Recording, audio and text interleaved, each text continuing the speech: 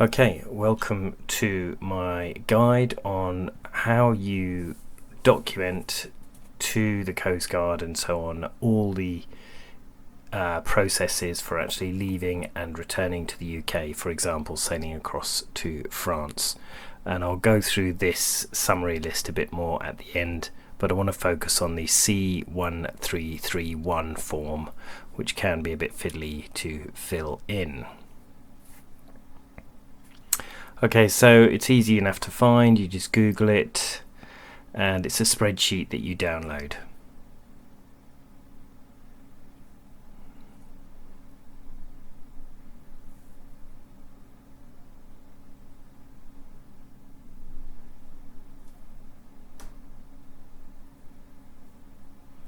So open it up in Excel, or I guess you could open it up in Google Sheets as well. Highlight that it's a departure. There's a lot of this stuff is fairly self-evident. You can find your call sign on your Ofcom document. You registered your ship. You have to do that, I think, every 5 years. Okay, so the kind of things that might cause some confusion are these UN low code details that you have to fill in, and it's easy to do, but you have to find the relevant code to go in here, both for the where you're going and where you're coming back to.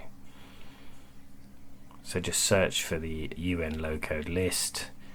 I think you can download something that has everything, but I generally search by country, so UK or France. And then you can just in the browser use hotkeys Control F to find the country that you're looking for, or the port of entry that you're looking for. So Calais is a port of entry for France. There are several, but not every port is a port of entry, so just be careful of that. And you can do the same thing for the port of departure as well, if you just search for the UN low codes for the United Kingdom.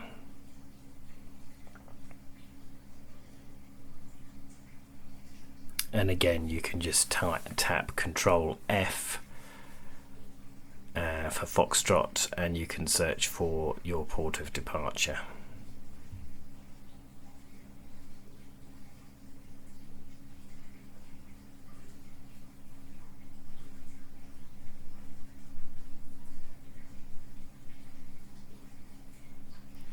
Okay, so the next thing you need to do is basically provide information on the people who are on board, including the captain.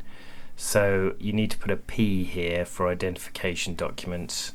So P stands for passport, and you need to have your passport information for not just yourself, but for your crew as well. So that includes the passport number and the expiry date. I take pictures of all passports involved in case documentation gets lost. Okay, so that's fairly self-explanatory. But so the form is basically completed at this point. But what is confusing is where you send it to, who you send it to, and there is a tab. You need to, once you've completed this form, you need to look on the third tab. So this is the third tab on the same spreadsheet. So you're really looking now for the email addresses to actually send this form to, and that will obviously depend slightly on where you are leaving from. So if you scroll down, you can work out whether you're going from, for example, the south region or the central region. For me, it's central. I'm at East Coast, Thames Estuary, stomping grounds. Now they have this, you could copy out and hopefully not make a mistake, but they've got some weird button that you can press, and you have to make sure that your email is all set up. But basically, once you've got the emails in your email address, you need to have them listed. So this is just trying to summarize, make sure you've got the right documentation. There are legal requirements. You could get boarded and ask for any of these documents. The RCD form I'm not that familiar with because my boat's older than 1998.